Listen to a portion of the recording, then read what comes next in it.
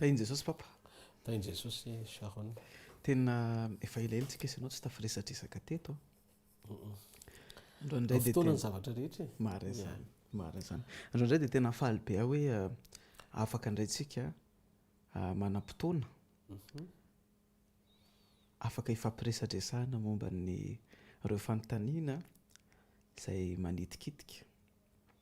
mialohan'ny zavadrehetra aloha de faly miarabantsika rehetrarehetra zay manaraka eto amin'ny tafatafa sy diniky ny mpianatra ndray mpianaka tafatafa sy diniky ny mpianaka no misy atsika androany raha tsy aivina moa de resadresaka ifanaovana espapy izy ity ampatsorana be momba an'ireo fanontaniana zay manitikitika reo fanontaniana zay mety hoe sarobaliana fa nefa mihitsy matoky hoe ny zavadrehetra de misy valiny de ao anatin'ity vidéo ity de manana privilège zay androany afaka ny andray an'ireo valiteny avy aminao papa ya sorana an'Andriamanitra ny amin'ny hoe tombontsoa sy tombon'andromen'Andriamanitra mbola afahany manatanteraka an'izany ya marina zany papa mialohan'ny idirantsika angambany aloha anatin'ireo fanontaniana de apetrakitsika amin'i Jesosy angambany fotoana antsika zay indrindra iarivavaka aritsika raha ny tsara indrindra zay any an-danitra sora Andriamanitra ny amin'izao fotoana omenao anay zao misaotra fa tao anatin'ny fotoana maro zay de tsy afaka nanao an'izao vidéo zao fa ankehitriny kosa zay mbola omenao indray opportunité afaka manatanteraka an'izany de Andriamanitra aoka tena hiasa mahery ianao Andriamanitra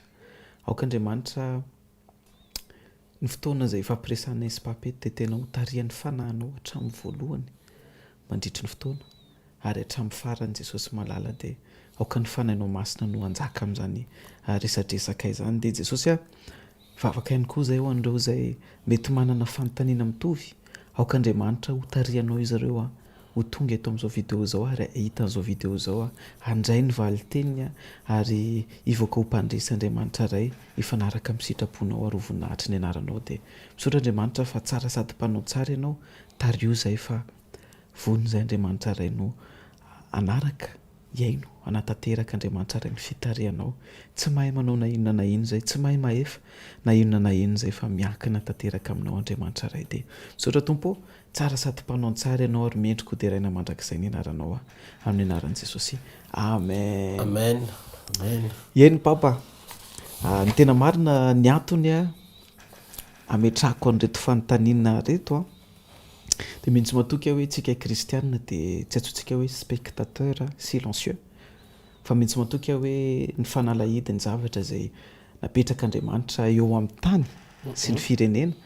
de manana anjara asa amin'izany ny kristianina zay indrindra hitantsika moa ny zavatra miseho amin'izao dada de tsy ho sanatrihitra amin'ny resaka politika akory fa ao anatin'ny curiosité tanteraka na hoe atsotsika hoe fahalinana liana tanteraka de afantatra hoe misy na ataontsika hoe science politique ny science politique de ataontsika hoe ireo fianarana zay mitodika makany amin'ny lojika ny zavatra fa za kosa nefa mihitsy manantena hoe ny zavadrehetra de avy eo amin'ny tontolo tsy hita maso vo miseho eo amin'ny hita maso zany hoe raha misy olona anankiray anao zavatra tsy mety ao an-tsainy aloha le tsy mety zay vao tanterahany le tsy mety zany hoe ny tontolo ara-panatata de manana vesatra be lanja ngeza be mi-influencer na hoe mampisy fiatraikany any zavatra hita maso ka zany indrindra ny antony mahatonga na manontany any dada hoe manao ahoana inona no ataontsika hoe endrasan'Andriamanitra inona ny vision an'Andriamanitra inona ny zavatra ataon'Andriamanitra manoloana n'izao zavatra mitranga zay mety hoe eto amin'ny tany fa tsy eto amin'ny tany sy ny firenena ihany fa manerana n'izao tontolo zao de inona ny mety hoe zavatra ara-panao ambadika izao zavadrehetra izao papa voalohany indrindra aloha de faly miarahaba ihany koa ny mpanaraka an'izao podcast diniky ny mpianaka zao ary tsorona fa tena hoe ao anatina karazana sujet délicat tsika ao anatin'le izy satria resaka mahakasika mombana firenena zany tsy mora no iresana amin'izany raha sendra mifandipatra ny vava de mety isainan'izay tiano saina ny olona fa eto am-piandohana de mametraka fa idinika ampatsorana fotsiny arak'izay fahendrena sy fahalalana nomen'Andriamanitra manoloana ny fahamarinana rehetra zay ho zaraina mahakasika indrindraindrindra ny firenena sy ny rôla ny mpanompon'andriamanitra ary ny antony ahafan'andriamanitra miaso amina firenena anankiray sy olona zay azon'andriamanitra ampiasaina ho an'izany firenena zany ihany koa ety am-piandohana koa dia mametraka fa tsy mieritreritra ny anao hoe politika hitady toerana na ohatry ny fisainan'ny olona hoe ilatsaka na ila sitraka amin'ny olona fa mahampanompon'andriamanitra ao anatina fandiniana dia ho avoaka tsika eto daholo reo fahamarinana rehetra mahakasika na amin'ny ara-panahy zany ny amin'ny rafim-pitantanana zany na amin'ny zavatra rehetra amin'ny ankapobeny hifanaraka amin'ny sitrapon'andriamanitra sy ara-baiboly tanteraka izany rehetrarehetra izany valim-pantaniana iroso tanteraka amin'ny valim-pantaniana zay napetraky Sharon zay inoko fa ao am-pony maro ihany koa mahakasika ny hoe evy ny ara-panahy manoloana ny zavatra misy na eto Madagasikara na zao tontolo zao le miatrika ny zava-misy eto ambonin'ny tany mihitsy ny korotana tabataba firenena mitsangana mamely firenena fanjakana mitsangana mamely fanjakana misy ady atrano misy kotana eto seroa marena aloha fa ao amin'ny tenin'andriamanitra tanteraka avokoa zany rehetrarehetra zany zay mahatonga milaza hoe andriamanitra tsy mitady hoe ny finoatsika ao amin'ny teniny vo tanterahany zay zavatra tiany atao fa mahandriamanitra mpandahatra azy dia hitan'andriamanitra avokoa ny zavatra rehetra na any amin'izay ho avy sy fiafarany ty tany ty azy zay ny mahandriamanitra alfa sy omega azy voalohany indrindra aloha ao amin'ny bokyny Genesis tsika dia mahita ao amin'ny bokyny Genesis toko 7:17 vetika fotsiny dada Genesis toko 7:17 zao ny ten'andriamanitra tamin'ny Adama zay nanakinan'andriamanitra any Edena ary koa izy tamin'ny Adama satria efa niaino feo mivadinao ianao ka nihinananao ny azo zay nandrarako anao hoe aza hihinananao zany de voaozona ny tany noho zay nataonao atreo aloha de misy izy hoe fahoriana no hihinananao ny vokany amin'ny andro rehetra iainanao ary anilitsiro sy heroanao izy ary hoaninao ny anana famboly eto zany i Adama ny odina de ny tany voaozina nareo ve tsy misaina hoe fa maninona ny tany voaozina kanefa i Adama ny nanao ny nataony ny antony ny antom-pisian'ny fahatsarana rehetra miazona ny tany sy ny namoronan'andriamanitra azy de misy idirany amin'ny fijoroany Adama akato sy ijoro amin'ny sitrapon'andriamanitra zay aloha zany tsy azotsika ialana na idivirana zay miresaka mahakasika momba ny tany mihitsy sika amin'ny ankapobeny zany hoe ty globe atao hoe tany ty zay ny foronon'andriamanitra ho an'ny olombelona rehefa niodiny Adama de voaroka hiala tao Edena izy zay le izy hoe ary ny fifen'andriamanitra ho an'ny olona ny tany Edena de naniraka anjely kerobima mihitsy izy anakana ny olona tsony amin'ny hazonaina de nyroasin'andriamanitra hivoaka ny Edena ny olona fa manin'andriamanitra namoaka ny olona ivelan'ny Edena rehefa niodiny Adama satria tsy mendrika ho an'ny Adama miodina no mitoetra ho Edena ray aloha zay fa faharoa anisan'ny tena mavesatra indrindra ihany koa dia ny fahatsapatsika ny asarobidi ny fitiavan'andriamanitra ny olona satria rehefa niodiny Adama de lasa mitovy amin'ny biby de miovana ny apetian'ny biby ny rokahatra toy ny liona arak'izay voalazan'ny boky Isaia lasa te hihinan'olona de tsy tian'andriamanitra Adama ho rembon'ny lionao de navoakany ohatr'izay zao ny zavatra anankiray koa atsika hitarafana ny lehibe amin'ny fitiavan'andriamanitra miaro ny ain'ny olombelona na de efa nanozona ny olona ho faty azy andriamanitra zany hoe tsy hoe andriamanitra moa nanozona ny olona ho faty fa ny olona ny nanapa-kevitra ny ho faty andika ny tenyandriamanitra araka le tenin'ny tompo hoe raha hinananao ny azo de ho faty tokoa ianao ndika tsy hoe andriamanitra nanozona ny olona ho faty fa natoram-pahafatesana ny tafiditra tao anatin'ny olona sy ny napaka ny olona rehefa nandika ny didin'andriamanitra sy ny sitrapon'andriamanitra ny olona ka tsy nanatanteraka an'izay zavatra mitenen'andriamanitra taminy hoe aza hinanana ny azo fahalalana ny tsara sy ny ratsy io vokatra de zao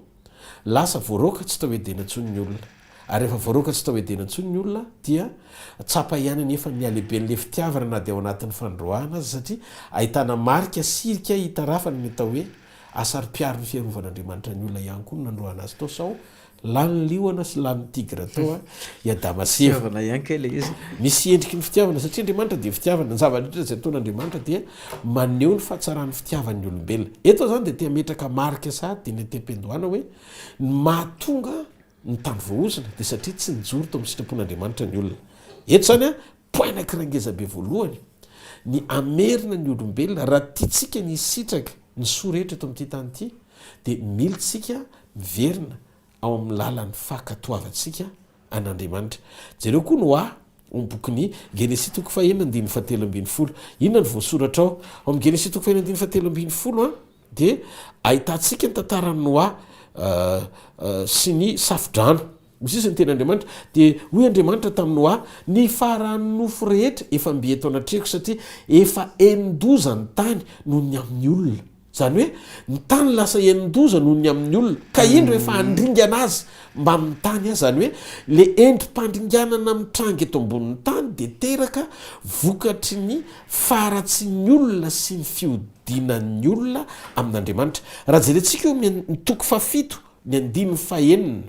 toko fafito ny andininy fahenina dia hitantsika eo saronany hoe rehefa eninjato taona no raha tonga tambon'ny tany ny safidrano dia ny andininy fahenina ambiny folo zao ny zavatra voarakitra my andininy fahenina ambiny folo ary zay niditra tao dia lasy vavy ny biby rehetra teto an-tany eo avy amin'ny nofo rehetra arak'izay nadidian'andriamanitra noa ary narindriny jehovah tao izy zany hoe rehefa tafiditra tao noa sy ny ankonany dia noa nanokatra samby fiara mba hidiran'ny biby tsororoa sy idirany fianakaviany sy ny ankonany ao anatin'ny samby fiara izy valy mianaka fa zao jereo tsara eo amin'ny andininy farany indrindra eo ary narindriny jehovah tao izy andriamanitra nanidy an'le samby fiara fa tsy noany nanidy an'le samby fiara ny antony zay tafiditra soisan'zay hovonjena ao anaty samby fiara dia an'andriamanitra fa noa manokatra ny samby fiara mba hidirany biby tsororoa ao anaty samby fiara midika fa rehefa ho tonga ny loza dia tandidin'ny fiverenan'i jesosy io rehefa ho tonga ny loza dia andriamanitra no mahalala hoe iza no akarina dia efa fantatr'andriamanitra hatramin'izay hoe iza no ho ao amin'ny alohan'ny nisehon'ny loza satria tia tany ity tsy maintsy ho rahavan'andriamanitra zay mahatonga bokyny apokalipsy milaza hoe amorona tany vaovao sy lanitra vaovao dia ao amin'ny bokyny genesis ihany koa dia misy ny tantarany lota dia tadidio tsara fa neson'andriamanitra tsy ho ny sodoma sy gomora dia ny zavatra nitranga tao sodoma sy gomora koa raha tiatsika ho fantatra dia jereo ny genesis toko fatelo ambiny folo ny andininy fatelo ambiny folo genesis toko fatelo ambiny folo ny andininy fatelo ambiny folo hitantsika ny zavatra nitranga tao hoe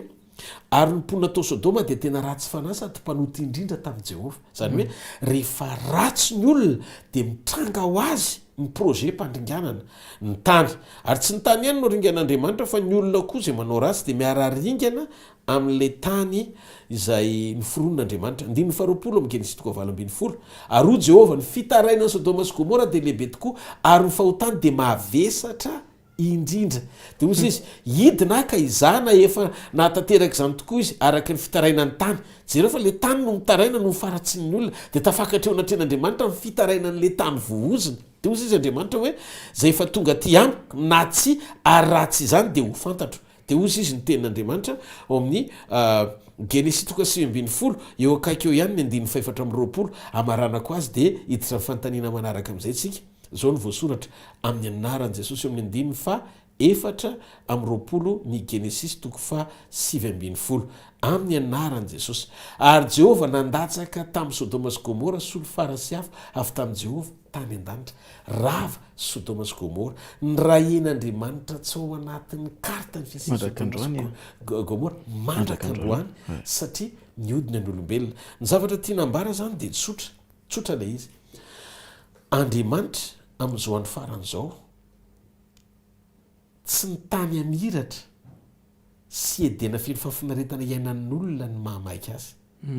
raha reo dia fantatsika ny suite lojika ny toe-pon'andriamanitra ao anatina fomba fiasa sy fomba fisainana système tena zay an'andriamanitra teokratika ny fitondran'andriamanitra dia mametraka ny asarbidy ny fahatsaran'ny tany na firenena na toerana anankiray amin'ny fijoronim-poniny eo aminy miombona amin'andriamanitra dia eto ilay zavatra nitranga jereo ny ao anaty baiboly fa tsy resakitsika fa tsy ny daniela toko fahatelo sy ny daniela toko faharoa. Daniela zao a mpivavaka teo akaiky ny mpanjaka ny babilôna. Daniela dia tsara communion tamin'Andriamanitra. Rehefa tsara fimbonana tamin'Andriamanitra sy ampivavaka olona tena matahotr'Andriamanitra Daniela dia miverina tany Edena. Zany hoe zay very tao amin'ny Adama hitan'Andriamanitra tao amin'ny Daniela. Dia inona ny zavatra nitranga? Nampaneken'Andriamanitra ny Daniela ny voary rehetra. Tonga dia mivoary. Raha tsy mpitondavaky ny liona izy, voalaza ny bokin'ny Daniela toko fahaenina zany. Tsy nohan'ny liona izy, zany hoe ny apetian'le liona te hinan-kena maha carnivore azy rehefa nanoty Adama, zany hoe ny liona raha ny voalaza ny bokin'ny Isaia Sharon dia herbivore satria mirokatra ozy ny Isaia. Fa lasa carnivore izy mihinan-kena rehefa niova ny fijoroan'ny Adama ka tsy nakatohan'Andriamanitra. Dia zao zany ny zavatra misy, ny fijoroan'ny olona ny manova ny apetihany voary rehetra, misy fiatraikany eo amin'ny voary rehetra, zany hoe ny fahefa-panapahan'Andriamanitra tao anatin'ny olona dia mahazo aina ho an'ny olona makatohan'Andriamanitra. Daniela nanaiky ho atsipany andavaky ny liona noho ny fiombonany tamin'Andriamanitra sy ny fivavahany tamin'Andriamanitra. Dia jereo fa le apeti tany Edena tsy hitany lasa tao amin'ny liona dia tsy tehinana Daniela mijoro ny liona. Satria nampahalalan'Andriamanitra ny elo ny voary rehetra, ny fisiany fijoroan'ny olona manana ny toe-poaraka an'Andriamanitra mety avita afony ainy noho ny fijoroany amin'ny fahamarinana ho an'Andriamanitra tao anatina firenena anankiray. Dia sadraka sy mesaka sabedina goeny koa tahaka izany. Alondry zareo nijoro an'Andriamanitra tao amin'ny fireneny Babilôna. Atsipo any anaty lafaoro rehefa tsy haikohaka amin'ny sary olona volamena toy izay hiala amin'Andriamanitra sy ny fahamarinana. Dia jereo fa nisoron'Andriamanitra koa ny herin'ny hafa tsy hanapahefana andoro sadraka sy mesaka sabedina koa satria nisy mpakatoa an'Andriamanitra tao. Somary nitatra kely moa ny resakitsika sy dada fa iverina kely amin'ilay fanontaniana. Voavaly izy teo fa voavaly amin'ny ampahany dia ohatry mbola tsy azoko tsara papa. Inona tsara zany le zavatra miseho ao amin'ny tontolo ara-panahy izay mahatonga an'ilay izy mety hoe lasa misy fikorotanana dia averiko ohatry ny zavatra nytenen'ny papa hoe teny dada teo hoe misy ino izy ity misy fivadihana amin'Andriamanitra dia lasa mivadika ny zavadrehetra. Dia misy ina moa izy teo papa. Zany hoe raha fitiniko ny zavatra rehetra dia natao akatò zay makatò an'Andriamanitra. Satria Andriamanitra ny tompony fahefana amin'ny voary rehetra ary izy miazona ny zavatra rehetra amin'ny herin'ny teniny. Ka ny olona makatò ny tenin'Andriamanitra zay atao hoe makatò an'Andriamanitra dia mampahamary toerana ny fahefan'Andriamanitra ao anatin'ny olona ka tonga ny zavaboary rehetra akatò ny olona zay manaiky an'Andriamanitra. Zay ny mahatonga ny Romana toko 9:24 miteny ny tenin'Andriamanitra so zavatra rehetra zao izy dia miandrika maniry fatratra ny fampisehoana ny zanak'Andriamanitra. So zavatra rehetra zao izy dia nampanekena tsy noho ny sitrapony ny zavaboary fa noho ny sitrapon'Andriamanitra zay mampanaiky azy ny amin'ny zavatra rehetra. Dia eo amin'izay iverintsika amin'ny toko 9 anankiray tantara faharoa toko 7:24 amin'izay. Eo amin'izay ny amin'tinako azy. Ozy izy ny ten'Andriamanitra raha ny oloko zay natsoina amin'ny anarako no avy anetry tena hivavaka hitady ny tavako hiala amin'ny ratsy fanaony, hiala amin'ny ratsy fanaony dia hiaino azy any an-danitra ozy izy Andriamanitra. Amela ny heriny ozy izy Andriamanitra dia asitrana ny taniny midika fa raha tiatsika ny firenena tena ho sitrana Madagasikara ho sitrana ny tany mihitsy ty globe terrestre ty dia mila miverina sy makatò an'Andriamanitra ny olona. Nefa ny voasoratra zao tontolo zao tsy tapitra hiverina akatò an'Andriamanitra daholy hatramin'ny farany. Fa arakaraky ny androsoa ny vanim-potoana dia tadidio mehitantsika mandrak'androany ny faratsiany zanak'olombelona eto ambonin'ny tany. Dia ozy izy Jesosy ary ianao lanitra vaovao sy tany vaovao midika ty tany misy atsika ity zany amin'izany fotoana zany tany tota sy tany orava. Zay no mahatonga antsika mila tonga saina aloha fa ny fototra hahafahan'ny firenena anankiray tena mijoro dia misy fandraisany amin'ny fanapaha-kevitra ara-panahy anana ny olon'Andriamanitra aloha, olon'Andriamanitra, zanak'Andriamanitra, mpanompon'Andriamanitra tena miverina sy mijoro ao amin'ny sitrapon'Andriamanitra tanteraka mba hanasitran'Andriamanitra n'ilay tany. Ezaka be tsisy fefarany ary tsisy fanorenana ao amina firenena anankiray zay tsy mitododo tena miverina amin'Andriamanitra ary manao ny sitrapony tanteraka. Mahazavy zay papa. za moa anatin'ny fahatanorana dia betsaka ny zavatra ianarana betsaka ny zavatra ataontsika hoe tsy mazava ary ny teny moa teo hoe hitambava misy ny science politique dia ny science politique zao mampianatra ny lojika ny fitantanana ny vahoaka sy ny firenena sy ny zavatra rehetra fa tsy misy mampianatra mihitsy ny hoe inona ary zany le tena hoe valeur éthique na hoe fomba fisainana tokony hoentina sy fomba fiainana tokony atao amin'ny maha-kristianina mandray andraikitra eo amin'ny firenena. Asa nahazo ny papa ny tiako tenena satria raha tena marina mantsy za mihitsy matoka hoe Madagasikara tena tsy ory olona manam-pahaizana ary papa tena maro izay olona ataontsika hoe nandeha nivoaka tany ivelan'izay maro izay tena hoe nanam-pahaizana izay tsy sanatria hoe hanona anaran'olona moa na hoe salam'izany satria tsy hoe but politika ny zavatra ataontsika fa tena liana be aty hafantatra zany dada hoe raha toka tsy nanavitra ny raisonnement dia inona zany ny raisonnement chrétien na hoe ny fomba fisainana kristianina ny valeur kristianina tokony hananana mpitondra anankiray atonga n'le firenena zany tena hoe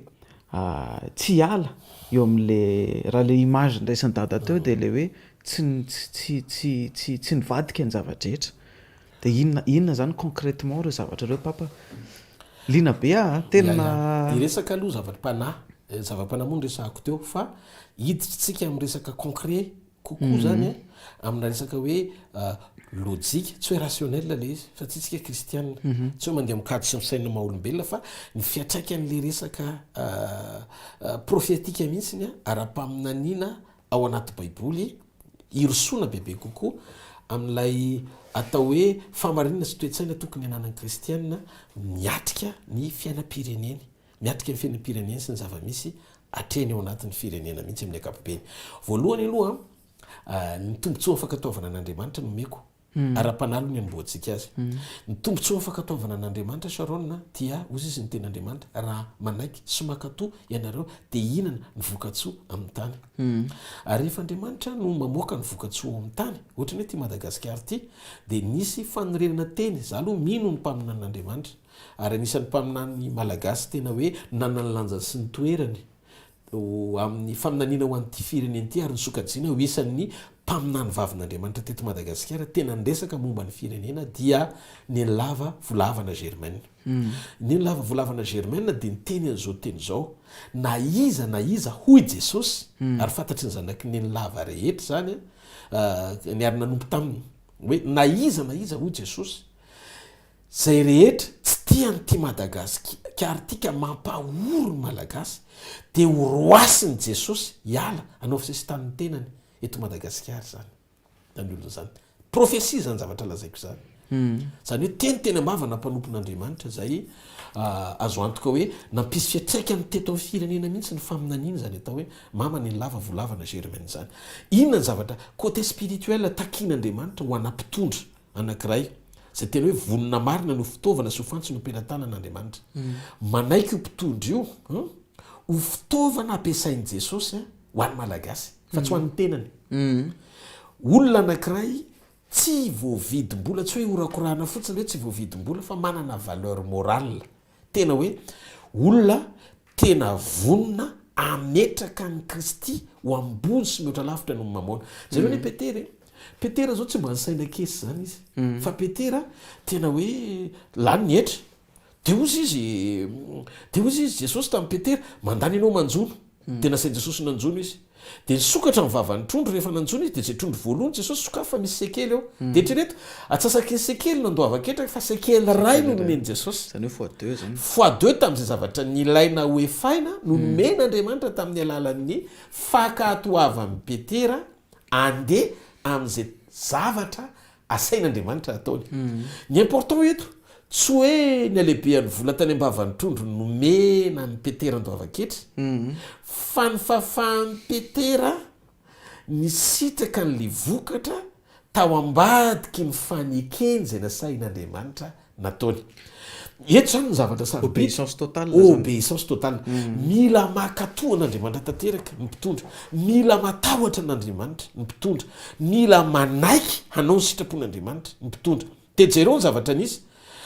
ny zavatra mitranga teto de zao fomba tsy azo ny kady sy lojika ny olombelona mihitsy eo amin'ny tontolona resaka finance sy ny fianarana tany am'izay ny anarany zay mpitantana na ataoko hoe chef comptable izy na dafy ny fiantsoana azy ny fomba namany jesosy olana ho an'ny olona mpakato zany mino osaronny fa raha ny arena kibony tany eto Madagasikara tsy tapesipesenina fa za tena mame kosa raha ompony zany ny mpitondra ny tena hoe mpanoso amin'ny Madagasikara marina raha ampontsika kristiana satria kristianitsika ny hoe tena hoe itodika ampanoso ny firenetsika de militsika mandray fanapaha-kevitra entitra ifezay ananatsika fa tsy tsiriritra ny tsara ny hafa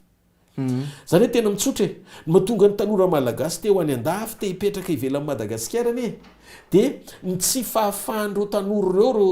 reo karazana jeune be de be zay ataoko hoe nytolona efa impiry zay teto Madagasikara nanomboka tamin'ny 1972 mandrakandroany de renareo ny zavatra mitranga tsy zavatra miova zany neto Madagasikara fa eo zay miorina eo de rava de aveo indray manangana indray de mandrakandroany mbola hitantsika hoe zay ny zavatra misy karaha resakytsika mikasika mombana refondation tanteraka mihitsy miainga avy any ifotony am'le problème misy eto Madagasikara de zavatra anankiray aloha ny tsy maintsy raisitsika andraikitra voalohany indrindra miverina amin'ny sitrapon'Andriamanitra mpitondra mila tsy corrompu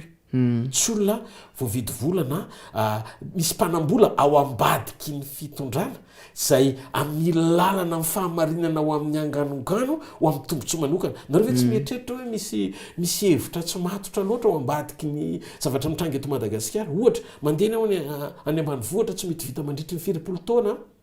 ny lalana ampiakaram-bokatra satria fananina mihitsy le izy mba hahafahan'ny olona manana fiara-matanjaka amin'ny taona entana avy any ambanivohitra collecteur sy ny karazany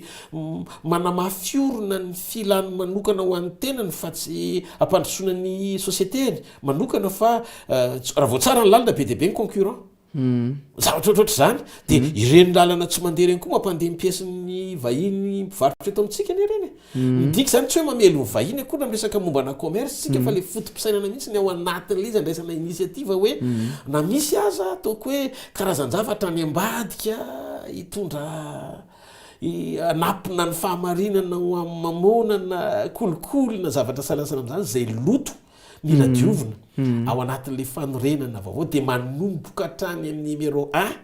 ka hatrany amin'ny numéro 10 de mila miova daoly mifanaraka amin'ny sitrapon'Andriamanitra ny zavatra rehetra io koa ilana lalàna matanjaka zay le hoe rafitra mife olona fa tsy olona mitoetra eo ambony rafitra de rehefa tafapetraka ny rafitra mife olona matanjaka tsara ny lalàna ao anatin'le izy de mitombo mitahotra ao anatin'ny olona anaiky sy anajan'le lalàna zareo ny hatramin'izay fa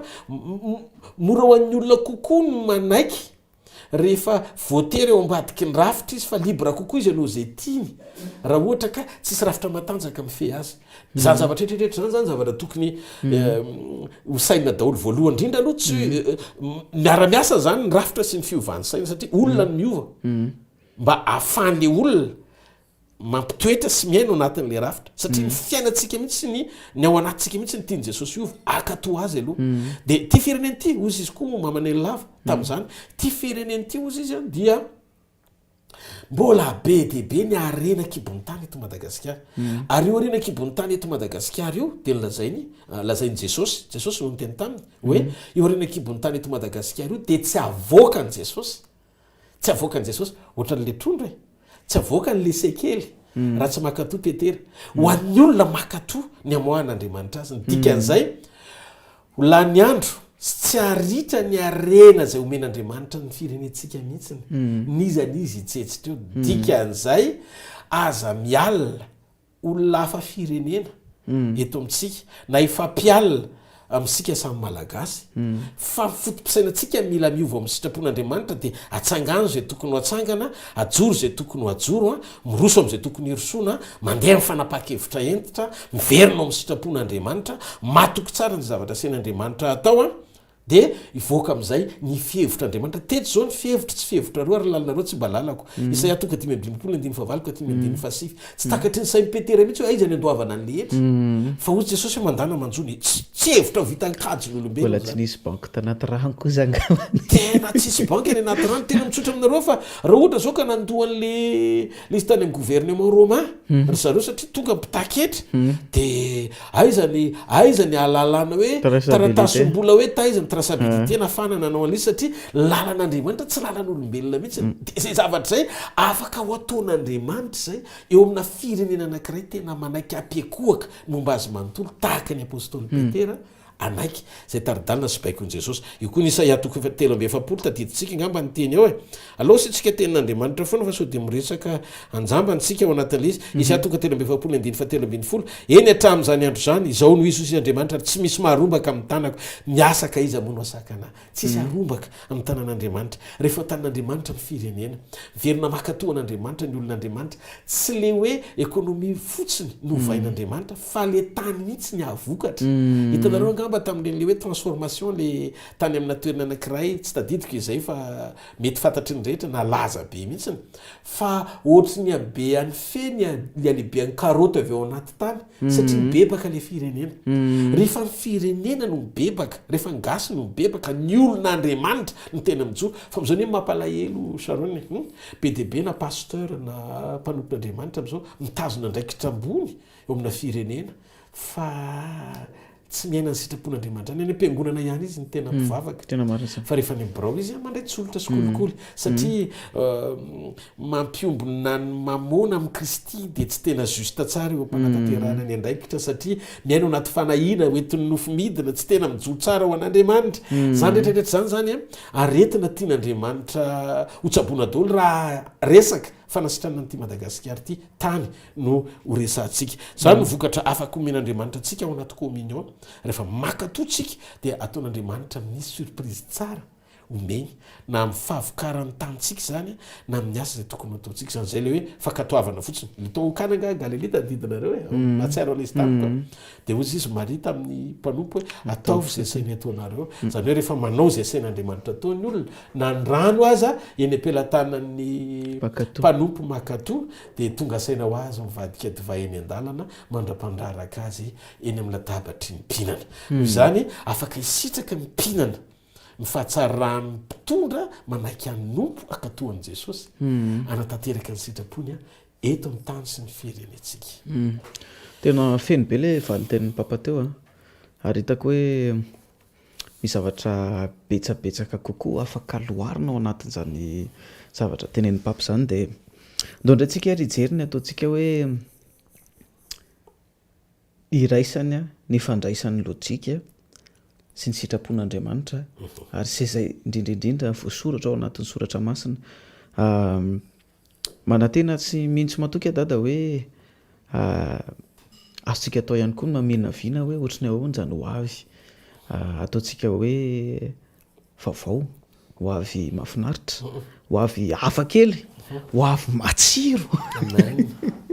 ho an-tany sy ny firenena de ndao ny antsika sy dada hoe amena viana kely ary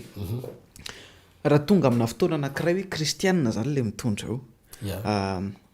na ataontsika hoe akatany hafa mihitsy sika satria tsy tiako sao de sanatria misy parallèle na hoe allusion politique lasa afaka raisin'ny olona anatin'le zavatra tenenina fa ndaontsika hijery mihitsy hoe firenena anankiray ataontsika hoe Moreba tsy m'existe zany fa de ataontsika hoe zay fotsiny ny anarana zany firenena anankiray Moreba ny anarana inona no asa drafitra fotom-pisainana fomba fiasa tokony sy tsara ho ampiasainy io firenena anankiray io atonga an'Andriamanitra hitany io firenena io za mantsy dada matoky hoe tsika kristianina tena tsy tokony no spectateur silencieux fotsiny fa za mihitsy matoky hoe ny anjara-biriky zay hoentintsika eo amin'ny isan'androm-piainantsika eo amin'izay mety hoe raha hoanina kristianina manana toerana ny anjara-birikintsika de anatanteraka ihany koa indrindraindrindra ny sitrapon'Andriamanitra fa Andriamanitra koa nefany ohatrany hoe na nisy dia tahanana kely ny sitrapony eo am'izay mety hoe fomba fitantahanana ary tia ny dada tsy azo adinoina fa ny leadership tsara indrindra ny dada dia ny leadership naseho an'i Jesosy satria ankehitriny ny olona moa zany dia tena hoe mandany vola be mianatra leadership nefa leadership tsotra indrindra dia efa za tsy miteny hoe ratsy ny fianarana fa efa nambaran'i Jesosy hoe zay te ho lehibe aminareo no kompanompon'izy rehetrarehetra. Leadership tsara indrindra naseho an'i Jesosy satria ao anatin'ny fifanompoana no ahafahany zavatra anankiray mandroso eo amin'izay tokony atateraka azy dia hitandata ilay zavatra kely tsy tsotra ohatran'izay no tiako ho fantatra hoe ahoana marina zany ry dada inona lazaotrany hoe mpanao politika tsika tsy politika kosa fa tena liana be kosa diso am'izany eto zany le fantanisa aloha sarotsarotra kely any par rapport an'le hoe fomba hamalina an'le izy fa ilaina mahafantatra an'le izy eto aloha zany tonga de mariako teny tem-piandohana fa tsy miezaka miresaka amina hoe cible hoe iza ny cible eto ny cible eto a ny tsy fahamarinana zay fa iresaka tsika tena mangarara be mihitsiny amina resaka zay mapodcast azy hoe amoatsika ny fotompisaina sy ny toe-po tokony anana dia iza ao anatin'ireo zavatra ao anatin'ny tenin'Andriamanitra ireo ny toerana misy an'le firenetsika dia samy tonga saina daholo zay nomen'Andriamanitra ndraikitro mpanapaka zahay pastera mpanompon'Andriamanitra ny apôstôly sy ny ministera diminy Jesosy Kristy eto Madagasikara dia mahafinaritra le question satria amaly an'le izy a zany zao ny amaliko an'le izy a voalohany hoe Madagasikara amin'ny endriny vaovao ary maeva Madagasikara amin'ny endriny vaovao zay mihitsy moa zany no resantsika raisitsika mihitsy nohatra hoe Madagasikara ao amin'ny bokyny Genesis toko fadimy am'roapolo ny andimy fatelo am'roapolo Genesis toko fadimy am'roapolo ny andimy fatelo am'roapolo misy resaka ohatr' zao anatin'ny baiboly hoe aroa Jehova tamin'ny Rebeka rehefa bevoky Rebeka vadiny Isaka firenena roa no ao akibonao firenena firy hoe firenena roa kambana roa lany ao akibo fa Andriamanitra nahitana izy ho firenena ary vahoaka ndresaka mba vahoaka izy eto vahoaka roa toko no isaraka hatrao ambokanao ary ny vahoaka ray toko ahery noho ny ray toko ka ny zoko manompo ny zandriny zany hoe raha io teny io zany nijerena dia niresaka mahakasika mombana firenena Andriamanitra fa tsy niresaka mombana firenena dia iainga avy amin'izay firenena tao amboako zay le fanoharana sy ny lesona ho raisitsika hitarafantsika ny fiainam-pirenentsika sy ny firenen'olo-kafa zay ohatra miariary ato anaty baiboly izarantsika ny zavatra rehetrarehetra zany ahoana fiseho an'le izy voalohany indrindra aloha zany eto misy toe-tsaina anankiroa misy toe-tsaina anankiroa eto toe-tsaina Jakoba sy toe-tsaina Esau ireo le firenena anankiroa izy ary reo firenena ny sokajiana ho Jakoba ary izy ny firenena anankiray faharoa ny sokajiana ho Esau eo amin'ny andiny fafito am'roapolo dia miteny ny ten'Andriamanitra hoe dia nitombo reo zazy ireo ary Esau lehilahy mahay miaza mpiaza zany no asany Esau dia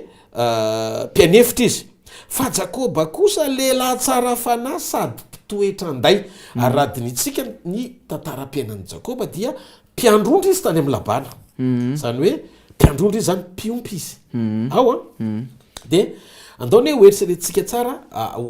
ho azavaintsika anankiroa reo karazana toe-tsaina mahasamihafa n'ireo firenena anankiroa reo firenena mpiaza sy ny firenena mpiompy ohatr'izao fisehoany raha mpitain'ireo dia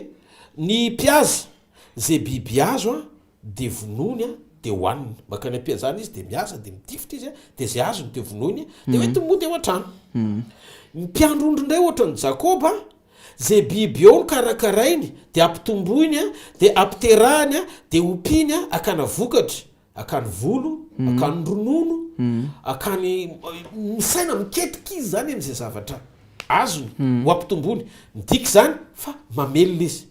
mpiaza mamono fa ny mpiompy mamelona dia ny anankiray faharoa fitaovana mandratra sy mamono toy ny fandrika zana-tsipika basy no entin'ny mpiaza rehefa mandeha mianala izy fa ny mpiompy indray fitaovana mamelona ohatrany finanana fanomezana sakafo biby fisotroana ohatra zany ny fitaovana hoentiny samihafa be tena samihafa izy fa eto le fotompisaina tokony ho tafiditra anatin'le firenena anankiroa mihitsy hoe iza le nandroso dia iza le taraiky dia inona le tian'le anankiray ho volena am'le anankiray mba tonga an'le anankiray afaka anjanaka an'le anankiray satria eto tsinona tena endrim-panjanahana mihitsy noseo teo amin'ny jakoba sesao fa horesantsika zay zavatra zay a rehefa avy eo de ny anankiray faharoa mpiaza misaina azahoana remy amin'ny fomba aingana sady mora zany hoe zay ngezangeza ho anala mipalanina zay matavitavy hoanina fa ny piompo ndray misaina zay ampitombona ny andiam-biby izy amin'ny faharetana eto zany a te azo aingana ny mpiaza zay iverenana tranikonala vokatra fa ny piompo ndray maritra mikolokolo ao atoerana zay vokatra azo azonareo fetraka le izy zany zao to de fa samy hafa anankiroa ao anatina fotom-pisainana mila isaitsainana ao anatina firenena anankiroa anankiray mpivoaka ny trano tsy de tena manam-potoana loatra isaintsainana tsy manam-potoana anatsarana zany ny mpiaza fa ny piompo kosa mitoetra anday manam-potoana ifantohana anatsarana an'zay zavatra omperatanana evy baovao manam-potoana ho an'ny akonany satria ao an-trano foana ny piompy de jereo ny mpiaza tsy misaina afa-tsy ny androany fa ny piompy misaina ny rahapitso manana planina miaina misaina zanak'ondry misaina zay ampitombona zay vokatra sy fiompy eo ampelantanany ny mpiaza mampiena ny isan'ny any anaty ala moin zany moin satria maninoniny moin le izy zay mahatonga ny hitanareo ohatra mety Madagasikara ohatra de hoe na ny ivelany ara misy an'izay le hoe mikatona ny fiazana satria miena ny any anaty ala période de production de tsy azo vonona zareo tsy azo vonona zareo satria ny mpiaza maka foana de mampiena ny any anaty ala fa ny piompo ndray manao zay ampitombona ny eo ampelantanany miketika izy zay ampitombona ny eo ampelantanany samy hafa mihitsy ny ray mampiena ny ray mampitombo fotom-pisaina zany a de ny piompo ny mpiaza ihany koa voafetra eo amin'isan'ny biby any anala zay tsy mitsahatra miaina satria izy mihaza foana fa ny piompo ndray mandamina n'isan'ny biby eo ambala satria tia mitombo foana hijanona kely atsika papa mazava be a zavatra teneny dada de ndao am'izay ary jerentsika hoe tsy mampanina dada hoe iresaka kely tsika hoe amina vintsika an'le Madagasikara amin'ny endriny vaovao na hoe Maheva de hijerentsika Maheva inona zany a na ataontsika hoe ny zavatra azontsika raisina na hoe azon'ny mpitondra raisina mety hoe afaka hitondra an'izay endrika fampitomboana zay mba omeo point de vue anankiray ve raha hoe resaka tokarena ohatra na tsy haiko amin'ny resaka renan-kibon'ny tany dada teo a inona zany mety hoe décision mety hoe afaka tonga ny fanjakana amin'izay fotoan'izay ho lasa mpamboly fa tsy mpiaza fotsiny ok resaka aloha mikasika momba ny toe-tsaina mihitsy eto le toe-tsaina aloha tsy maintsy miova voalohany indrindra zany hoe raha ro fampitahandreo de tokony tsika fireneny Jakoba am'izay fa tsy hoe sao ohatr'izay nanjoatsika nandritra n'izay enimpolo taona lasa zay enimpolo taona Madagasikara ny am'to anatin'ny fahaleovantena fa za tena samy laza fa ny akabiazany manam-pahaizana eto Madagasikara de manam-pahaizana najoro ny vahiny hitantana fa tsy amorona zava-baovao le fotom-pisai-pamorona mihitsy ao anaty fikarohana tsy omena mpiaza zay mionona am'izay azony ao anatin'ny ray andro fa nomena ao amin'ny piompy manita-tsaina sy karoka ampitombo zay ampelantanany ny zavatra tian'Andriamanitra atao amin'ny firenenany Sharon de tsy hoe ny mpitondra ny manan-karena na olombitsy ny manan-karena fa ny adanany malagasy telopolo tapitrisy eto Madagasikara mihitsy mana ny anjara masoandrony daholo no olondreo ary ny zavatra nomen'Andriamanitra nyty tany ty de ho an'ny malagasy zany irairaina sy tenenina fa mila iaina zany ary mila mifo mihitsy ny saitsika am'izao fotoanan'ireo fondation zao de omena mihitsy le fotom-pisaina eto zay ny tenenako hoe olona taitaitra ny mpiaza ireny izy de tifirina fa ny piompy ene de olony réflexion olony réflexion tsy ampy réflexion ianao raha nona tsy ampy réflexion ianao tsy manam-potoana isaintsainana ianao raha olona nona noho zany ahoana ny fomba ahafahanao misaina ahafahanao mamoaka ny firenenao par rapport amin'ny atao hoe lara-pamena inona ny lara-pamena mila mahay ny mpitondra mametraka ny lara-pamena lara-pamena tsy fantrana edivana fa ny lara-pamena ara-baiboly mihitsy fa omeko le izy rehefa avy eo mosary elana développé zay tada tonga de eo aloha tsika tsy andeha lavitra aloha tsika fa tonga de développer zay zavatra zay fa tsy mazava amiko ilay izy. Hitanareo a misy koa mahasamy hafa ny atao hoe mpamboly. Mpamboly sy ny atao hoe pioty. Hitanareo le ho tazana zany a de zay vokatra omeny vokatra efa misy ny ho tazany pioty. Fa ny mpamboly manana fisaintsainana heverina zay vo tiany afafy. Ao le izy a. Zao nefany tsy manana fomba fijery ifantoka amin'ny voafafy ny mpamboly raha noana izy. De io a no hidirantsika. Ao anatin'ny fruit de l'esprit ny faharetana. Mila faharetana kely ny fahafahan'ny olona anankiray miditra ho isan'ny mpamboly fa tsy ho isan'ny pioty fotsiny. Ireto mahasamy hafa an'ilay izy. Ho raitsy kely ny pioty. Voalohany a ny pioty a tsy manatsafidy akoatra zay maniry. Ny mpamboly a misafidy zay firafitry ny saha zay tiany ambolena azy. Ny pioty a mihinana fotsiny fa ny mpamboly a mamafy mba hijinja. Ny pioty a tsy mahafantatra afa-tsy ny mihinana androany fa ny mpamboly a mamafy mba hisy hohanina rapitso. Ny pioty a kivy mijery désert fa ny mpamboly a mihevitra ny désert avadika oasis na toeram-pamokarana faran'izay tsara ohatra mitrangan'i Israely. Ny pioty a routine mivoaka maraina de mody ny hariva fa ny mpamboly a mahafantatra calendrier saison ahafahany manatanteraka an'ilay de afaka manampisaina izy hoe ahoana ny fomba andinana ny vokatra ho tonga jus afaka hitehirizana azy ohatra hoe ranom-boaloboka ohatra. De ny fahalinana no ny fahalanina ny efarany zany hoe mandritra zay ampelantanana ny pioty fa ny mpamboly kosa fijinjana ao ambadiky famafazana ny saininy. Ny pioty a mandehandeha rehefa voky fotsiny ninninona hoaniny fa ny mpamboly a mamboly zavatra ilaina ary mihevitra zay zavatra ilain'ny hafa mba ahafahany mampitombo ny ampelantanana sy manatsara ny volony. Zany zao fotom-pisaina daholo zany. Ny pioty a mihinana vo tokony hafafy rapitso fa ny mpamboly a miafy sy mampirina vo mba tsy hohanina daholo izy rehetra fa ho afafy amin'ny volana. Zany zao fotom-pisaina tokony ananana ao anatin'le fandrosoana. Inona moa zavatra tiana ambara ao anatin'le izy. Zavatra tiana ambara de zao. Voalohany miresaka mahakasika momba Jakoba sika le firenena anankiray. Jakoba zay zay zavatra mivokariny Esau netiny avy any am'le aza de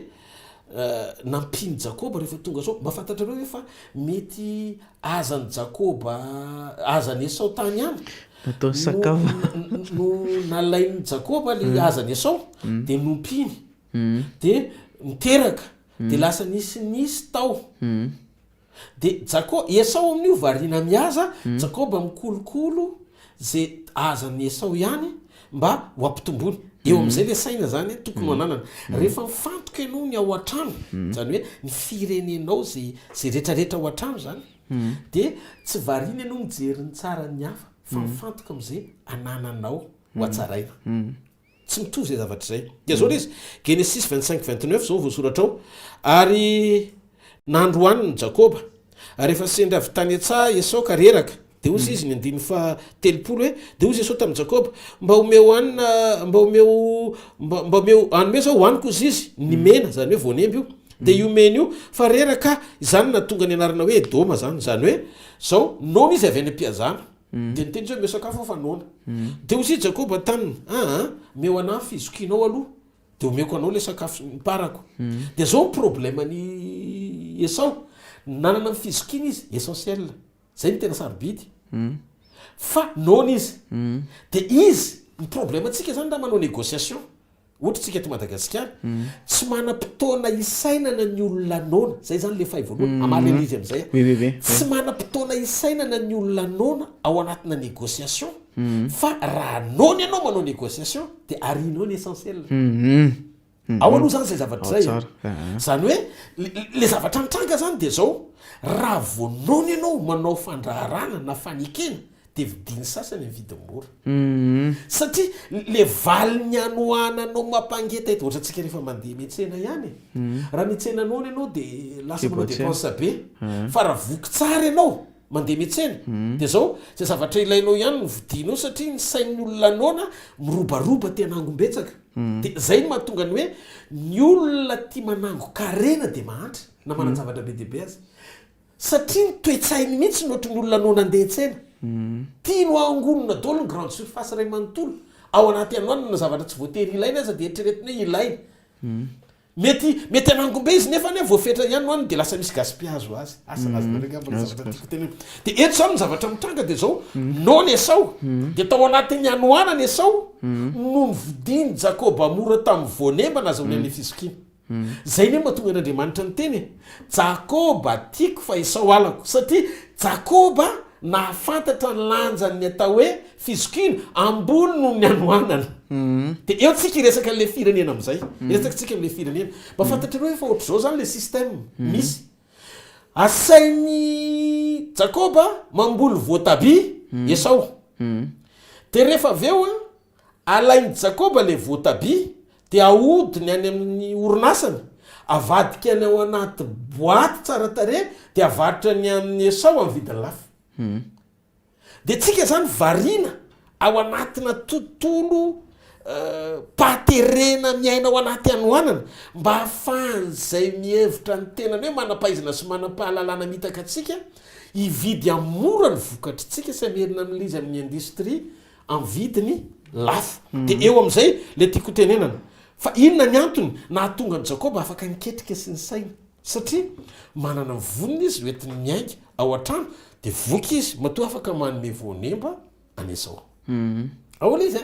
ao tsara le za mizavatra zany eto mila fantatsika tsara Genesis toka 5:1 fa hoy jakoba amdio amiko aloha ny fizokina ny 2:3 de hoy kosa esao indro ho faty aho fa naona ka mahasoa akory zay fizokina de Hébreu 2:9 fa ndreo misy mpijangajanga na olona tsy manaty zay masina de tahaka ny esao zay nivarotra ny fizokiny azahoany aniny indray mbava zany hoe nikibone no andriamaniny azonareo fipetraka le izy de eto am'izay le zavatra mitranga mosary ny fahavalo tokony horesena fa tsy fantrana jereo Josefa tany Egypta Josefa tany Egypta tao anaty mosary ny firenen'ny Egypta fa rehefa tonga Josefa de niketrika izy ialana tamin'ny mosary fa tsy ialana tamin'ny fantrana ny désert rehefa nitondra ny olona tany zanak'Israely tany anefitra andriamanitra any amin'ny désert tsy ilaina vola maro zany fa ny amin'ny désert ilana mana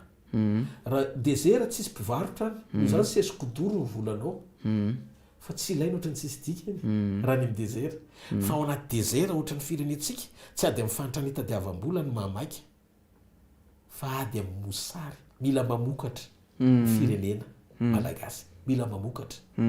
inona ny tiany Jesosy ho tenenina ao anatin'le izy ahoara fa iresaka ady amaly an'le fanontaniana am'izay merci papa ao misy atoko 5:10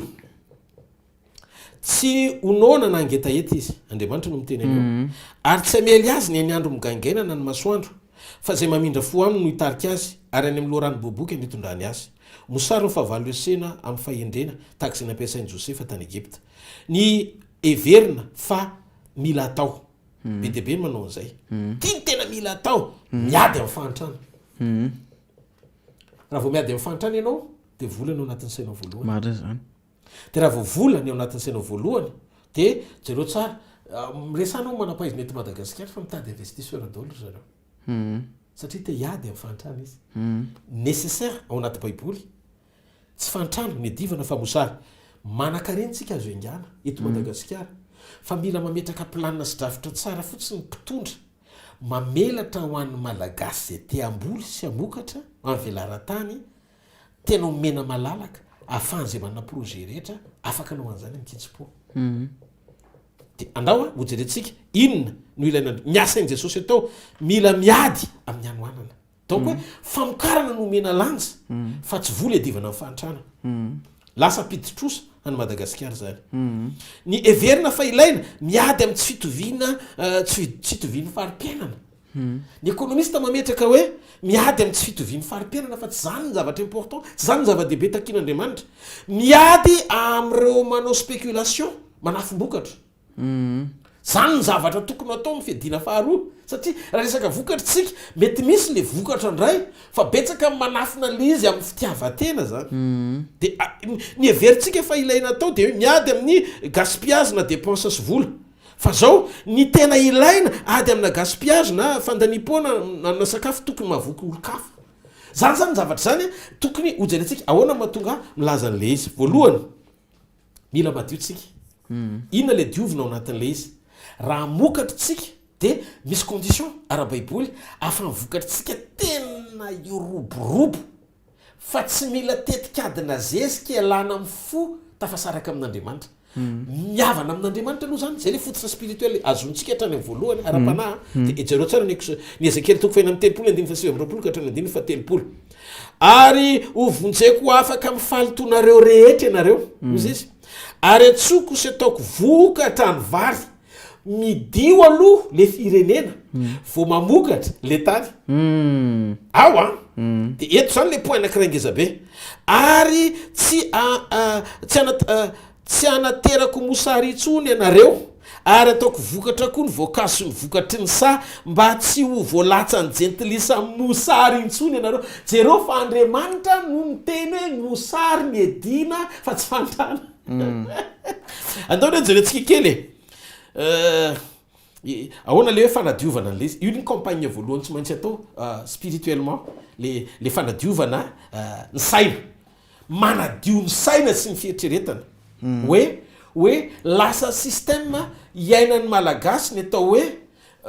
efa fanao ny kolikoly ohatra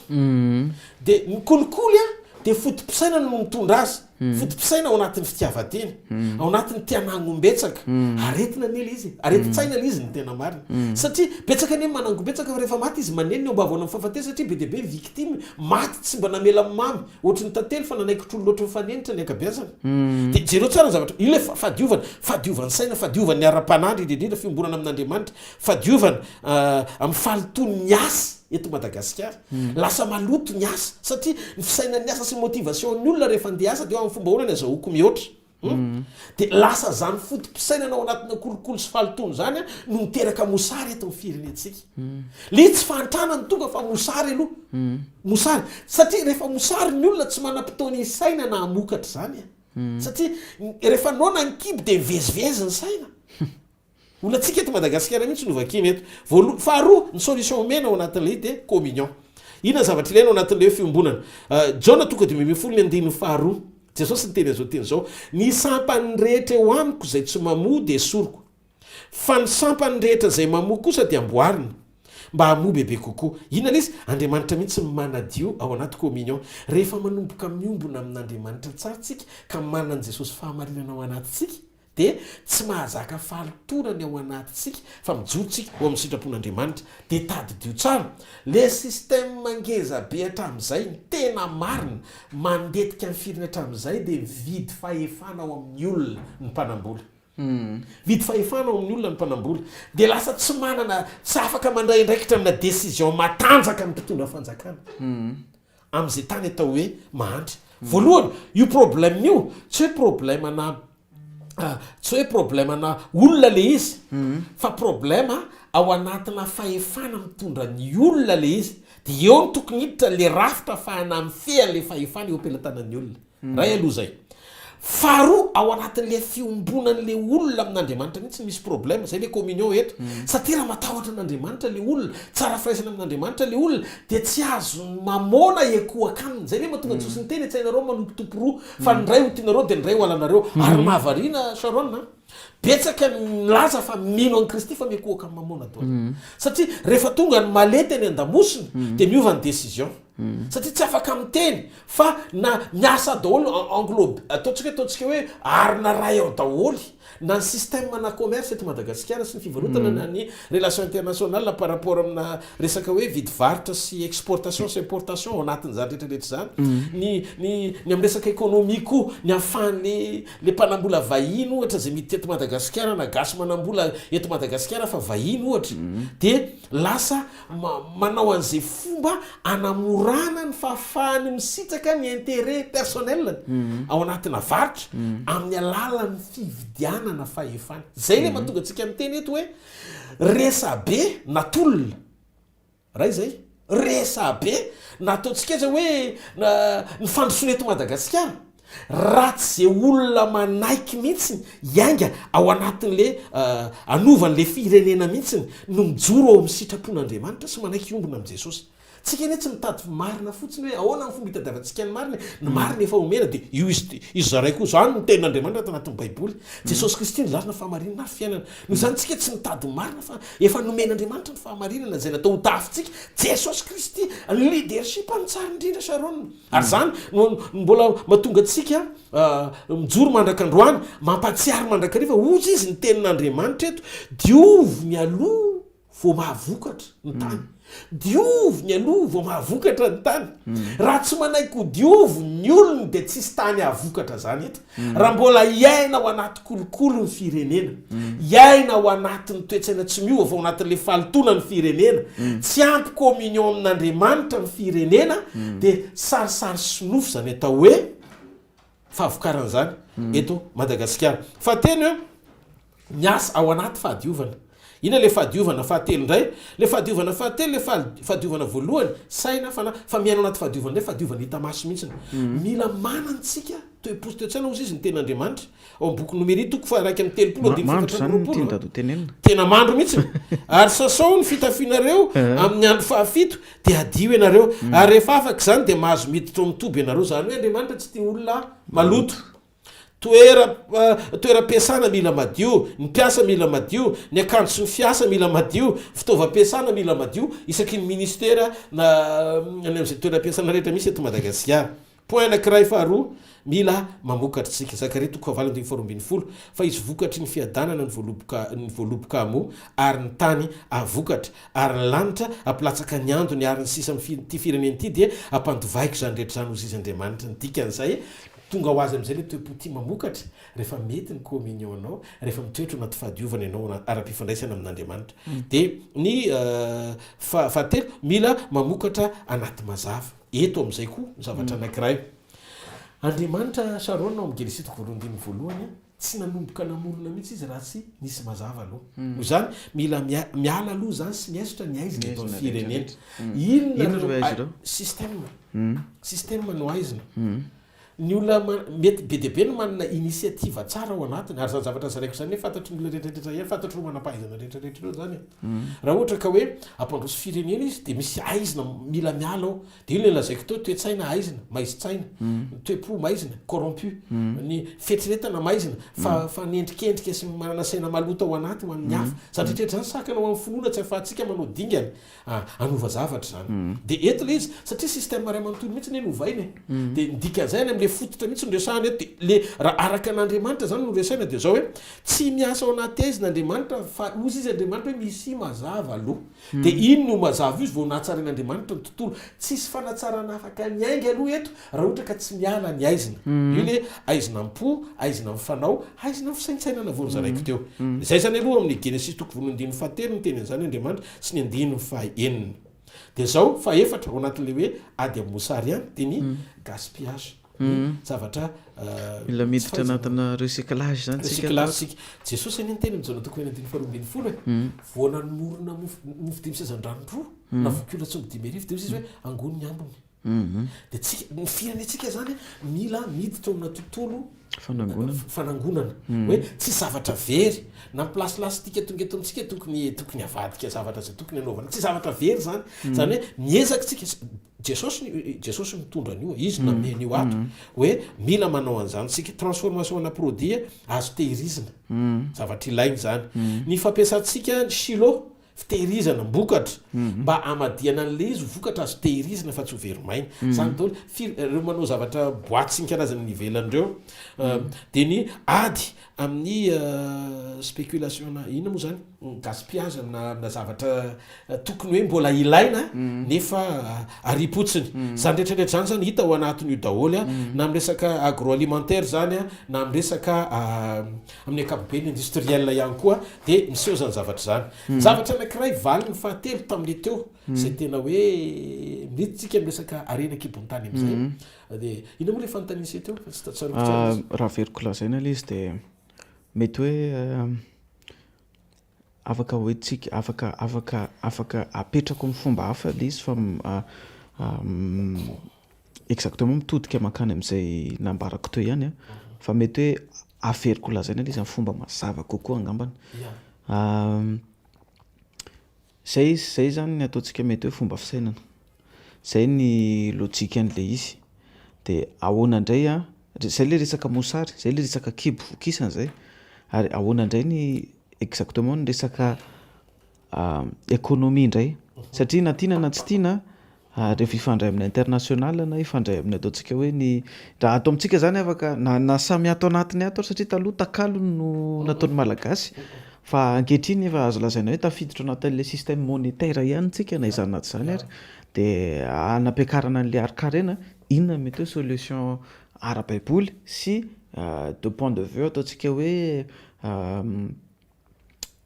kristianina mety afaka ho ampiarina eto amin'ity fireneny ity vola ilaina fa tsy vola ny tanjona ny vola manoana fotsiny zay fahasoavana apetraka andriamanitra ao anatin'ny olona zay aloha zany mila fatatsika zay zavatra zay voalohany efa ny zavatra tena mazava be hitako hoe tiany andriamanitra nokafana ny saintsika de zao ny fahaizanao mife zay anananao de tonga anao tsy tsiriritra zay tsara ny hafa ny hafa mitsiriritra zay anananao firy moa ny firenena toy ny japonais zao nisy fotoana ohatra ny teny raha tsy diso elako le izy raha sendra tsy marina fa mba miteny fotsiny eo na eny teny ohatra zao hoe vitan'ny Japon no manomeny Madagasikara ny Japon am'izao etany zao de ao alaindry zareo Madagasikara de eritrereto zany hoe ny olona ohatra ny Japon firenena kely izy nefa mandroso mitsiriritra ny taninao ngeza be nefa tavela ny zavatra misy eto Madagasikara de be de be raha nyreny ekibony tany no resahany zao zany ny économie ana firenena anankiray de tsy sika no miandry fanampiana avy any ivelany ty resaka ty zany aloha ny zavatra hitako nataony Jesosy Jesosy tsy miandry fanampiana fa miainga avy amin'ny zay ananany izy na fahasoavany io na zay tanany eo ampanataterana zavatra anankiray ohatra nyreny ekibony tany eto Madagasikara misy vatosoa eto misy volamena eto misy ny kobalta sy fasimainty sy ny karazany eto tsy zavatra tsy misy eto Madagasikara fa zao ty zavatra resahako ty ilana ny olona tena vonona anavao a Madagasikara tena andray initiative tena hoe andray fanapaha-kevitra avy amin'i Jesosy ampandroso firenena dia mila mandray zao fanapaha-kevitra zao ny fitondrana voalohany indrindra ny famolavolan-dalàna de tsy tokony isy influence internationale ohatrany hoe iraisam-pirenena le lalàna apetraka eto Madagasikara ho amin'ny fampandrosoana ny Madagasikara satria contexte tsy mitovy mihitsiny zay any am'izay firenena hafa sy ny misy eto amintsika ray aloha zany zay ho an'ny lalàna tiako teneniny eto militsika manapahasahina ametraka lalàna matanjaka am'izay fomba ahafahantsika mifiainy arentsika sy mampandroso ny firenetsika zany hoe raha mbola mipetraka ny famatsim-bola avy any ivelany ho an'ny Madagasikara de isy condition apetraky ny mpamatsy vola ndrao anankatsakana ny tombony tokony ho azony amin'le firenena ny fanapaha-kevitra ho raisin'le firenena ampandroso ny fireneny noho izany isaorana Jesosy Kristy ny am'ireo mpamatsy vola tsisy alleloia raha tsisy ary zany de isaorana satria ty hevitra ho zaraiko androany ty de hevitra tena faran'zay mety indrindra ho amin'ny fampandrosoana ny firenena hafa kely le point de vue papa tena hafa kely ary important be le mahita an'le ataontsika hoe le point de vue kristiana ao anatin'le izy mialatsina napaka le point de vue kristiana ao anatin'le izy le zany tena hevitra tsipy fotsiny le izy fa tsy zany mitantana ny firenena koa ary tena marina tsy miezaka koa niditra ho mpitantana ny firenena fa pasteur de pasteur mandrapatorako any amin'i Jesosy fa kristiana mandray ndraikitra manoloana ny zava-misy fotsiny tsika de miresaka ny zava-misy zao ohatra mila mandray mesura ny mpitondra fanjakana mifeny ireny ekibony tany eto Madagasikara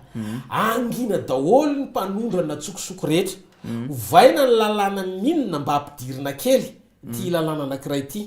fezy ny fanjakana ny arena ekibony tany eto Madagasikara na vatosoa na volamena na zavatra misy taky zany zay valeureux rehetrarehetra atsangana au comptoir d'or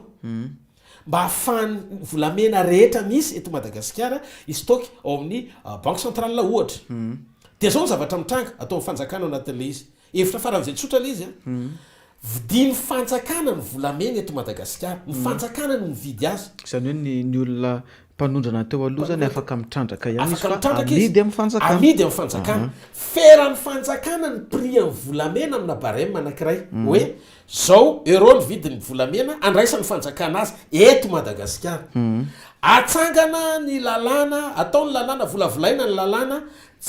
tsisy tsony mpandrara na gasy na vahiny afaka manondrana volamena na vatsoa voaka amin'ny Madagasikara akoatra ny fanjakana malagasy akoatra ny fanjakana malagasy rehefa zay ny zavatra mitranga afaka misy mpanelanelana any amin'ny mpitrandraka madinika fa mena koa barème tsy ampahantra an'le mpitrandraka madinika hoe tsy mahazo latsaka an'izao ny ividianana azy any amin'ny mpitrandraka madinika ary raha mpitrandraka madinika sura hoe mahalala satria mivoaka amin'ny lalàna hoe zao ny ividiana amin'ny fanjakana azy dia fesina zay mpanelanelana amin'izay fotoan'izay fa samy manao zay trandrany zanadratro sy ny zanany dia raisy ny fanjakana le izy rehefa avy eo amin'izay vidiny mena azy zay amin'le prix fixe raisy ny fanjakana azy dia ny fanjakana ny manondrana volamena tsy mivarotra azy any ivelany na ny Dubai io na ny Corée du Sud io na ny Afrique io na tsy fantatro aizany tena Amerika tsy fantatro zay firenena amin'izay fotoan'izay tsisy idirany amin'izay zavatra avy any ivelany miditra ny toe-kareny malagasy fa ny malagasy no mampivoatra ny fireneny miainga amin'izay ananany dia apetraka le izy rehefa manomboka raha ohatra zany milatsa tonga dia milatsaka io euro io satria manana stock d'or sy réserve detsakitsika ao banque centrale dia mino fa zany fanapaha-kevitra zany azo atao zany nandroany atsika inao zany dia azo atao zany fa manino zany tsy azo atao miditra ny banque mondiale miditra ny tsy fantatro na ny FMI tsy fantatro izy rehefa mpamatsy atsika ireo dia ampifilafilagnintsika satria mila vola tsy fantrana ny divatsika tsika tsy mila miady amin'ny fantrana fa miara-mientana nareo resaka setra sampamokarana ny lazaiko teo reo miaraka amin'ny toe-tsaina vonona ny amokatra tsy ao anaty anohanana fa tena misaina tsara ieverina n'izay ampandrosoana ny hafa io ny sarona système an' Jesosy zao rehefa ianao tia ny hafa dia omen'Andriamanitra hevitra ianao hampandroso ny hafa dia ambadiky ny fanekenao hampandroso ny hafa no hampandrosoan'Andriamanitra amin'ny fiainanao raha resaka fotsiny tsika ohatra olona manam-pahaizana anankiray izy ohatra Macintosh ohatra ny Mac rehetrarehetra dia niainga avy amin'ny fasika dia teo amin'ny fasika izy nandinika hoe misy zavatra azo atao dia namorona izy ny ordinateur solosaina ny fiantsoana azy satria manampy ny olona izy amin'ny stockage na zavatra ohatr'izany ilaina mba ahafahany manamora sy mampandroso ny fiainany manampy isanandro fiainany dia ohatr'izay na ny robot sy ny zavatra rehetrarehetra dia mamaolana izy zany dia ny dikan'izay reny zavatra rehetrarehetra reny zany dia manampy ny olona dia rehefa manampy ny olona le izy dia rehefa fanampianan'le olona amin'izay rehefa avy eo lasa vola ho azy lasa izy koa no mandroso rehefa ny hevitra sy ny saina zay mampandroso ny hafa fa ny problème raha ohatra ka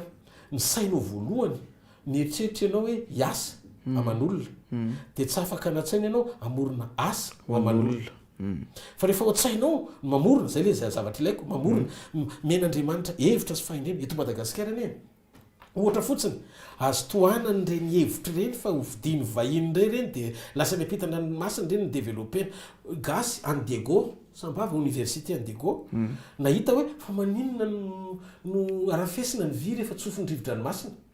dia niainga tamin'iny le recherche nataondry zalahy voakany amin'ny internet any zany dia lasa mavita izy mamorona angovo avy amin'iny dia mirehitra ny jiro problème ny jiro ama zany dia natorony zao no atao dia zao no atao fa raha ohatra ka atao échelle lavalava kokoa sady ngezangeza kokoa miamelarana azy dia mety havita société ngeza be miainga avy angovo miainga avy ao amin'ny ranomasina sy ny vy zany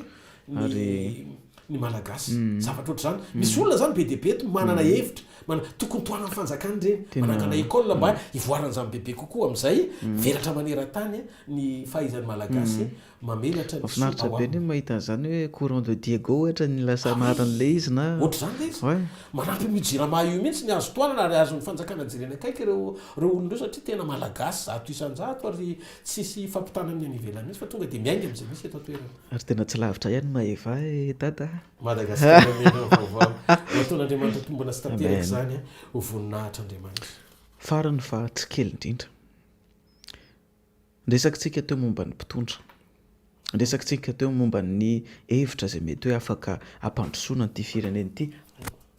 amin'ny alalany mety hoe ny fondement biblique fa farany zay tsy azo adonona tata dia ny vahoaka amin'ny tompona andraikitra voalohany amin'ny zavatra miseho amin'ny tany sy ny firenena ihany koa satria tsy azo adonona fa ny vahoaka manana influence be ary hitantsika zany teo fa avy any amin'ny vahoaka ny lasa nisy changement an'ny zay moa le madémocratie azy hoe pouvoir du peuple pour le peuple de inona dada no azontsika raisina indray ara-baiboly amin'ny fomba fisainana fomba fijery fomba fiainana zay tokony ananany vahoaka raha tena hoe sarotra be moa le iteny amin'ny boky hoe zao no tokony fomba fisainana hoe zao fa ny antsika sy dada moa resadresaka de liana te hafantatra hoe raha tena hoe tonga amin'izany maheva zany tsika indray androany ohatry ny ahoana ny vahoaka zay mety hoe hifanaraka amin'ny sitrapon'Andriamanitra hampandroso an'ilay firenena ao amin'izay maheva zay le Madagasikara menina vaovao moa zany lasa tonga tao ambavantsika ho azy teo le maheva resiko ny taranao satria le izy ohatrany hoe resaka mahakasika mbona firenena tena raisina ohatra Madagasikara tena tsara ny raisina ohatra Madagasikara zany hoe raha hoe satsika mikasika momba ny hoe ny mpanapaka sy ny mpitondra teo sy ny toetrana tokony ananana sy ny zavatra tokony ho raisina amina fanapahan-kevitra dia ny firenena mandroso tsy hoe mpitondra mahay mitondra ihany koa fa ny vahoaka mora tantanana mandray andraikitra sy mandray an-tanana ny firenena voalohany indrindra aloha tokony tsika hipetraka eo amin'ny hoe mitondra mambavaka ny mitondra mambavaka ny mpitondra tsika mba homen'Andriamanitra fahendrena sy fisainana izy fakapanahy be ny eo amin'ny pouvoir ohatra ny Solomon rehefa tonga teo amin'ny pouvoir izy dia adiny daholo ny vetivety dada mialatsiny manapaka ny dada miresaka fahendreny dada teo raha miresaka Solomon dada dia miresaka fahendrena za dada mahita ohatra ny tsy ampy ny fahendrena fotsiny satria ohatran'izay zao ny fahain'ny Solomon na teo zao tena hoe fahendrena lasa nisy fay le fahendrena fotsiny hoe fahendrena tsy ampy ny fahendrena fa toe-panahy no ilaina fahendrena tsy na fanomezana avy amin'Andriamanitra tolotsaina avy amin'Andriamanitra ary tsika kristianina tsy hoe ny mahazo tolotsaina avy amin'ny fanamasina fa tsika kristianina nomena solosaina avy amin'i Jesosy sain'ny Kristina anatsika solosaina le zany hoe soloana ny saintsika dia lasa ny sain'ny Kristina ordinateur zay mitsy lizy zany hoe programmen'Andriamanitra ao anatin'ny tenitsika ho fantsona azon'ny Kristy iasana ao anatsika amin'ny alalany faranantsika ny sainy sy ny fahendrena dia mandeha any amin'ny volontén'Andriamanitra na ny sitrapony ny fahendrena betsaka ny manam-pahalalany fa tsy manam-pahendrena sy matahotra n'Andriamanitra tsy ampy communion sharon communion na fiombolana amin'i Jesosy reny ihany no mitahiry ny tsara rehetra avy amin'Andriamanitra mba azo aina ao anatin'ny olona ohatrany hoe raha miresaka tsika zao mana avy any an-danitra ny rehefa niteny Andriamanitra hoe tsy azo atao raha-pitso maraina dia lo dia rehefa niteny indray izy hoe sabata fa mahazo manangona daholo dia ndroa andro tsy lo satria zay avy amin'Andriamanitra dia voatahiry amin'ny tenin'Andriamanitra dia rehefa niteny Andriamanitra hoe ao fiarahany fanekena indray dia voatahiry mandrakizay zany hoe ny fanomezana avy amin'Andriamanitra rehetra dia tehirizin'Andriamanitra ho fanatrehany amin'ny atmosferany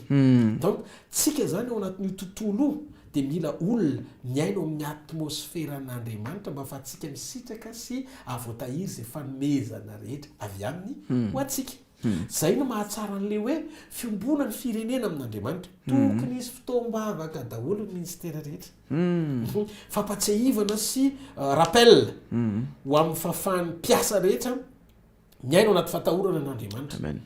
fa eritrereto hoe na dia misy aza ny fotoam-bavaka raha vao tsy ampy ny union'le olona amin'Andriamanitra sy ny communion olona amin'Andriamanitra mandray malety any an-damosina daholo dia raha vao tafiditra ny malety dia maimizy amin'izay boky no abolana amin'ny teny fa zay olona rehetra voavidy dia lasa andevozina zay mahafana mamona mialika ao ambadika mamona satana ahafahany manangeja ny toetsain'ny olona tsy joro ny fahamarinana dia zao rehefa ny fanontaniana apetrako amin'ny Sharon manaraka mandrakizay ve ny zavatra rehetra misy eto ambonin'ny tany tsy manaraka na inona na inona dia ety ihany ny faran'izany rehetra zany zao soa eto ambony tany tsika Sharon men'Andriamanitra ny opportunité ahafahana manao zavatra na ho amin'ny mpanapaka io na ho amin'ny mpitandrina io na ho mitondra fiangonana io na ho an'lehibe naizanaiza toerana fahalebiazana misy ianao dia taditio ao anaty vatany ianao androany fa rapitso ianao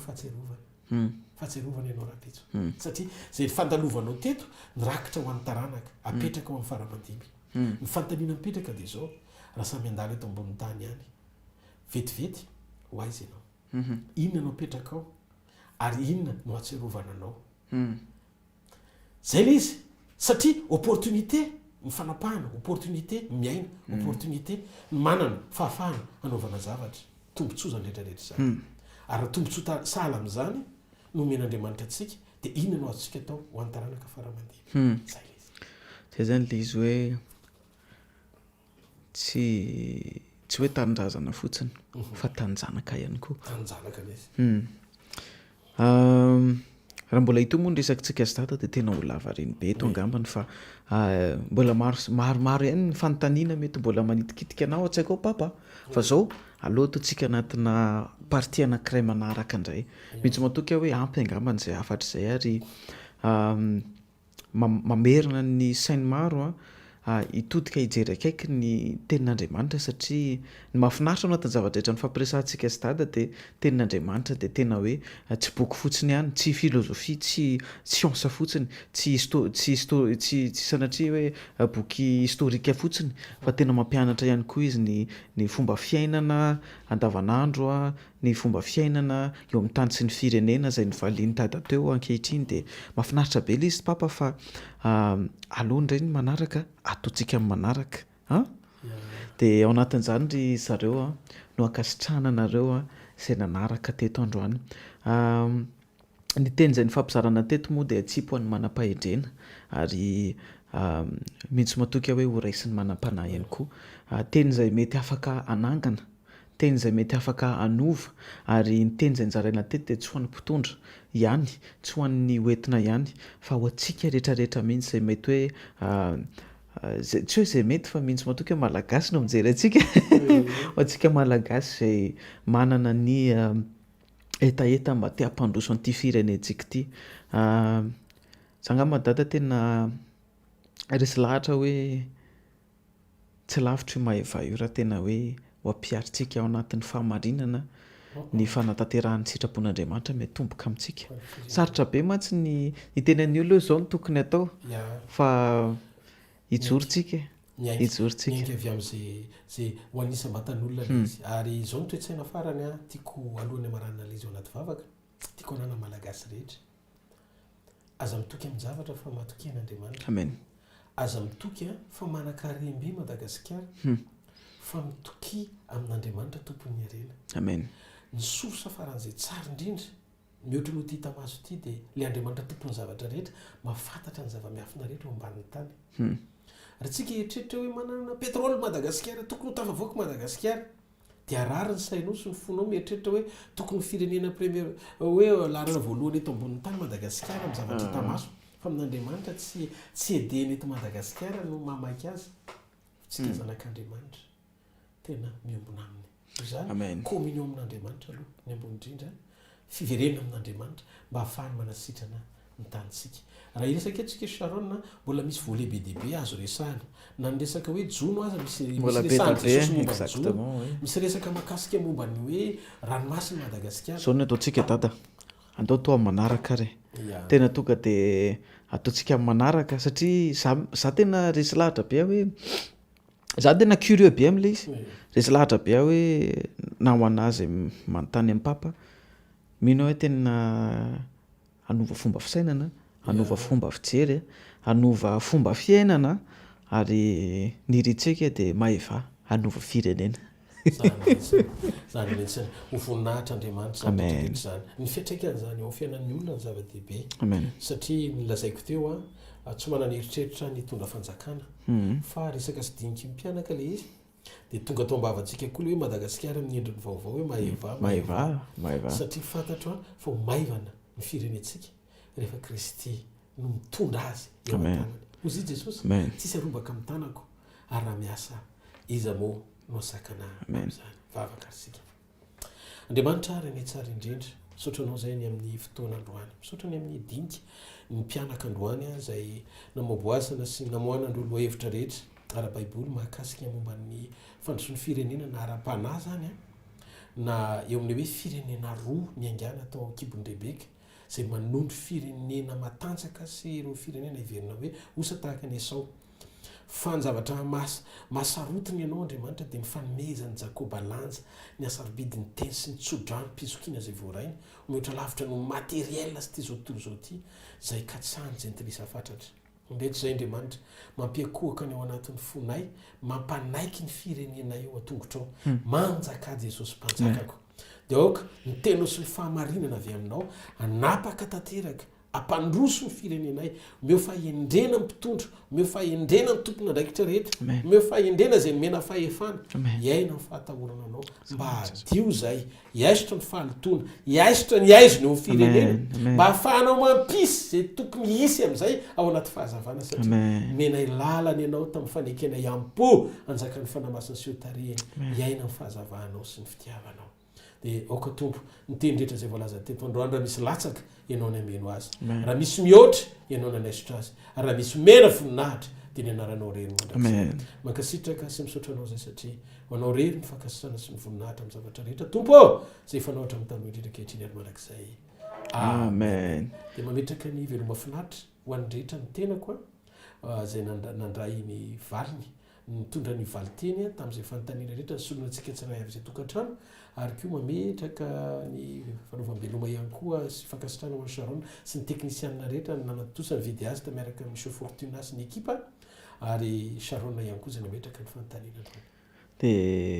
pisy papa pisy daholo tsika rehetrarehetra azadinony amin'ny manaraka ary ao anatin'izany dia azadinony ihany koa no mizara an'ity vidéo ty ho an'ireo zay hitanao fa milany zany de tahiny Jesosy tompoko saky teny hoe manantena hoe ho masina ny tanindrazana pisy papa masina ny tanindrazana satria Jesosy Kristy le aloha ny fahamasinana manapaka eto Madagasikara